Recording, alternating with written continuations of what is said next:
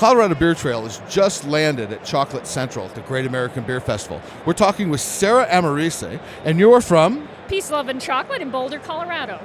And you are putting on an event here at the Great American Beer Festival, pairing chocolate with beer. Tell me, how did that happen? What happened to make that work? Well, we've been in existence a little over 3 years, and I had this concept that we should do beer and chocolate together. Just because I have colleagues on the East and West Coast, they've been doing it for a while now. I hadn't really heard about much going on in the Colorado area, and my gosh, I mean, this state brews so much beer. It's fantastic. And so I kind of asked around a little bit, and a friend of mine put me in contact with Jeff Mandel of Left Hand Brewery. We know Jeff. Jeff is a good friend of ours. Oh, excellent. And he came to my shop one day, and he brought with him, I'm going to guess, like 20 different beers. And we took over the front of the shop. We got limited seating. We took over a lot of that. And he started with the beers. I went in the back, and I got the equivalent of lots of different chocolate chips. So we started very simply. White chocolate, milk chocolate, and varying degrees of dark milk, and then into dark chocolate. And we would taste a beer, taste a chocolate, and kind of move through that. And boy, did we have some that did not work. Which ones, do you remember one that was really bad? Bad. Anything super hoppy just did not work. It did not work with the dark chocolate. It actually did not work with the white chocolate. There was something that was too sweet about it, and it kind of clashed. We've later found out that it depends on the type of lighter beer, or ale, or lager, that makes a big difference. But we found that out later. But this is how we started. And that was our first meeting.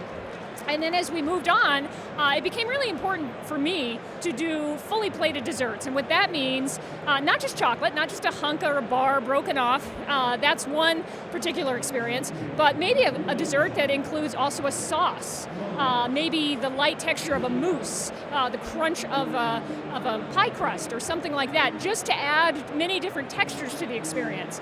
Because the sensory of taste is not just it's multi-dimensional, multi-sensory. And so as we started to move along, we would find he would ask me about certain desserts. He would ask me about ingredients. Well, what does that have in it? Well, that has cardamom, or that has cinnamon, or that has burnt sugar.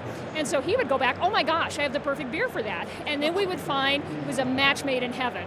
And then we started doing these classes together. We invite people in, sit them down, and it's interesting because I think wine and chocolate has always been a very elegant affair. Got the long stemware and all that. And beer and chocolate, we wanted to elevate that a little bit. So we brought people in, these really long plates, exquisitely garnished of little micro desserts, mashed with many different beers. And so we sit them down, got a napkin and everything, although they had to eat with their fingers, that was kind of important. And we got to the point where we were so good. We would sit there and can I drop a few names, like Avery, for instance? Avery's in our neck of the woods, and they do this incredible white rascal. And we honed in on coriander, because that's something they actually use in the brewing. So I created this caramel sauce with roasted coriander, which also paired with the cream that we were doing with that. And oh my God, it was exquisite, it was perfect. And so we kind of did that with a few different things. And so we really became very good at kind of finding what's in the beer and creating a chocolate dessert that matched it perfectly. It sounds like you're echoing some of the ancillary ingredients, the coriander, cinnamon, cardamom. Absolutely, yes. And how does that work with beer? I mean, when it's used in the brewing process, it just adds hints and aromas. At the chocolate making, it seems like it would be more of a savory taste, sensory. Yes. So the thing I always liked about beer is that it activates the trigeminal nerve. So you've got the carbonation and different things that happen. Well, chocolate does that in the sense that it's a coating. It's the cocoa butter, the fat in it that coats your mouth, gives your palate a little bit of a hug. And with the beer with that, you're really you're firing on all cylinders as far as the taste perception goes. So tell me about the chocolates and things that you're going to be offering here today. Because, yeah, please. Ooh.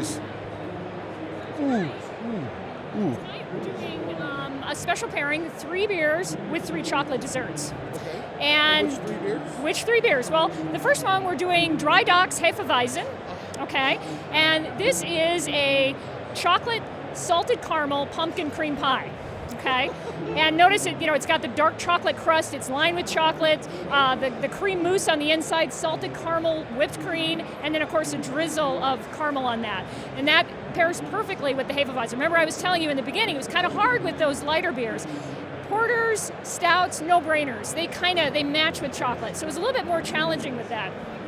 The second one we're doing is a milk stout profiterole. So it's a cream puff, come on. And so we take milk stout, Left Hand's infamous milk stout, and we reduce it down almost to syrup. But we find that in doing that with the heat, we sometimes lose some of the nuances of the beer, so we have to fold some of the whole beer back into it. And then we fold that into a dark chocolate mousse and pump that little cream puff full. And then that's dipped in an eclair glaze. And of course, what is it paired with? The milk stout of beers, or the milkshake of beers, milk stout. That's a great example of synergy. I mean, they've got the same components in it. This one plays off more complementary things. Okay, and then the last one we're doing Avery Hog Heaven with our chocolate pecan tart. Unbelievable. There's something about caramel and the fat and nuts and Hog Heaven. It is heaven, hog or otherwise. So tell me something, Sarah. If I come in to Peace, Love, and Chocolate, can I get these 3 little devices here? Well, not exactly. Not exactly. This is part of special classes that we do. And online we offer them. We offer them about once a month, and you can sign up to take these elegant affairs, these chocolate and beer pairings. Are these in the privacy of your own home? They can be. They're private classes. We also have public venues. They're very corporate, or very popular for corporate events, and bachelor parties and that sort of thing. They're very fun. But yes, some of the things you can, like for instance, we've been doing Left Hand milk stout cake based on Guinness chocolate cake. I'm sure you've heard of that, but we do milk stout and it's awesome. So, but I'm going to show you what you can get at our shop, if you give me just a moment here. So if you do come into our shop, we actually create ganache or truffles with beer. Remember I was telling you about the reduction process and then folding the whole beer back into it? Right now we're doing several pieces. We're doing Left Hand milk stout truffles, and we're doing Avery Out of Bounds stout truffles. And we are also doing some with Upslope. They do a foreign style stout, which is super yummy, great with that. And we're playing around with that. We have lots of ideas. We've done West Flanders Angry Monk, which is kind of fun in chocolate as well. So these are things that we carry every day of the week. Well, Sarah, thank you so much for sharing this. We're really looking forward to sitting down and having a bite or two and a drink of beer.